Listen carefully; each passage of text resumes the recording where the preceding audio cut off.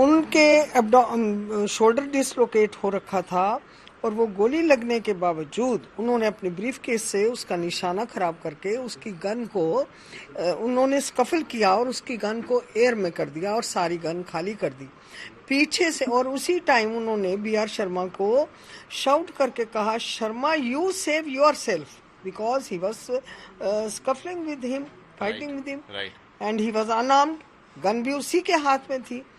तो पीछे से इन्हीं के और लोग आ रहे थे जिन्होंने 27 गोलियों का मैगजीन उनकी पीठ में खाली कर दिया।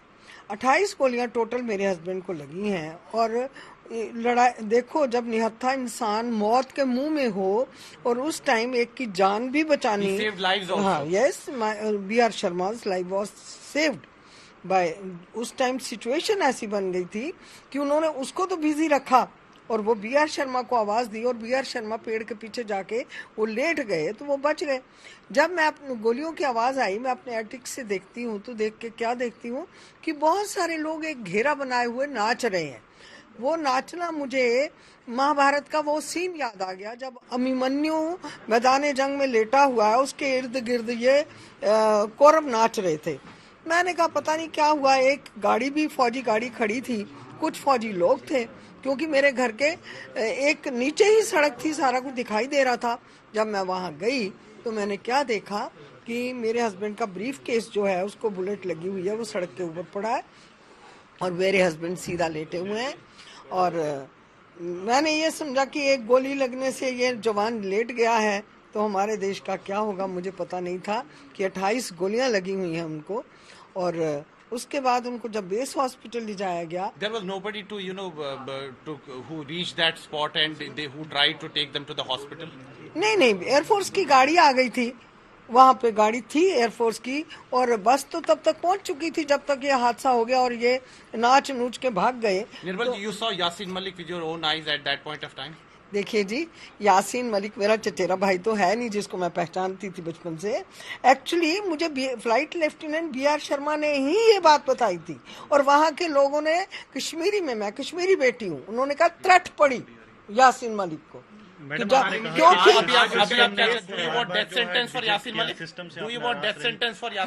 सिस्टम ने आपको बार बार कहीं ना कहीं निराश किया उसके बाद? बिल्कुल, यासीन मलिक ने तो एक बार मारा था, उसका एजेंडा था इंडियन यूनिफॉर्म को टारगेट। पहले तो वो वैसे जो उसने उत्पात मचाया हुआ था, बाद में उसने इंडियन डिफेंस को टारगेट बना, यूनिफॉर्म को कॉल दे रखी थी, तो जिसमें मेरे हस्बैंड और 3 और जवान जो थे वो शहीद हुए हैं। मैं कहती हूँ यासीन मलिक ने तो एक बार मारा।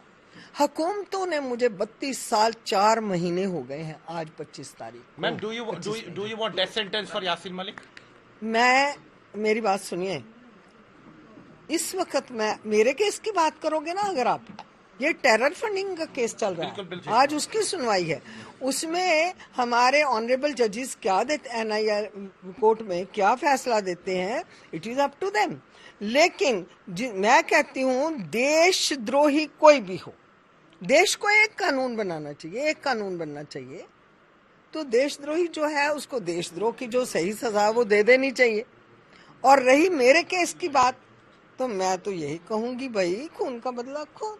मेरे केस की उम्मीद जगी है इसकी बात की अब यासीन मलिक या ऐसे ही कई लोगों पे कार्रवाई होगी?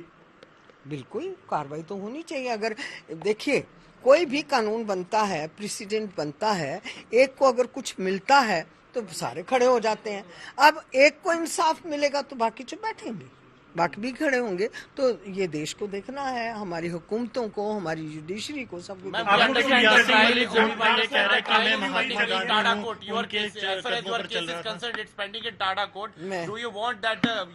मुझे बड़ी शर्म आती है ऐसी बातें सुन के। महात्मा गांधी ने तो अहिंसा परमो धर्मा कहा था, उन्होंने हिंसा नहीं कहा। और उन्होंने लाठी मारने के लिए नहीं उठाई थी, लाठी चलने के लिए उठाई थी। आज मैं आपको कह दूं, मैं सुभाष चंद्र बोस हूं, जय हिंद की सेना तैयार कर रही हूं मैं। तो ये सारी जो बातें हैं ना, इन बातों का कोई मतलब नहीं है। कोई गांधीयन कहे, कोई बुद्धा कहे, कोई कुछ कहे, जब जिसकी जो चीज भीतर से जाग जाती है। दृश्यम पिक्चर आपने देखी होगी, आप जो दिमाग में दृश्यम बना लेते हैं उस दृश्यम से चलते रहो। अभी जो पाकिस्तान की तरफ से जो बयान आ रहे हैं यासीन मलिक के समर्थन में, उस पर आप क्या कहेंगे?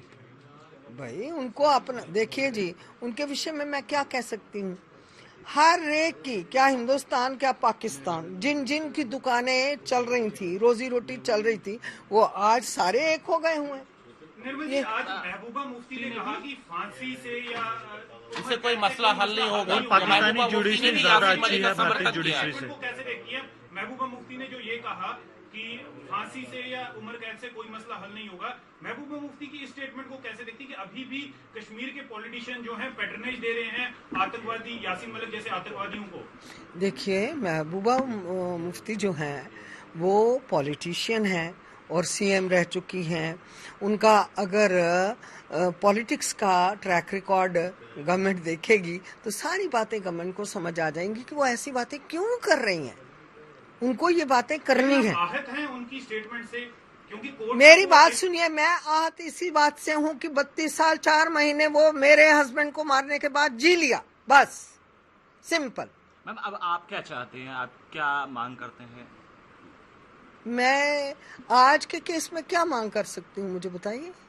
तो वर्डिक्ट आएगा तो मैं अपनी स्टेटमेंट दूंगी कि क्या इंसाफ हुआ है। वर्डिक्ट आने तो दीजिए। निर्मल जी, आपने कहा कि आप डॉक्टर मनमोहन सिंह को अपना प्रेरणा स्रोत मानते थे, लेकिन जब आपने उनको यासीन मलिक के साथ देखा, उसके साथ हाथ मिलाते हुए देखा, ठहाके लगाते हुए देखा, आपको काफी पीड़ा हुई।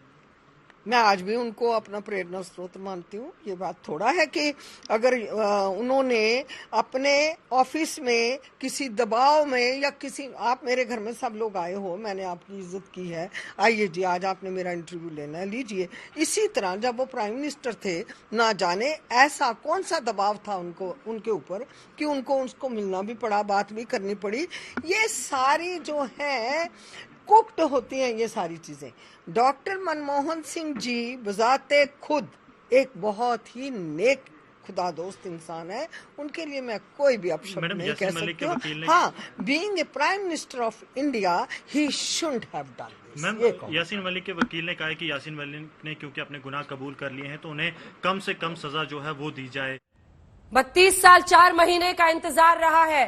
आईएएफ अधिकारी रवि खन्ना की पत्नी निर्मल खन्ना को आप सुन रहे थे, वो कह रही हैं कि एक तरफ देखिए आज जिस मामले में फैसला आ रहा है वो टेरर फंडिंग का मामला है, उनकी पति की हत्या का मामला 32 साल 4 महीने पुराना है। वो कह रही है मैं आज भी इंसाफ का इंतजार कर रही हूं।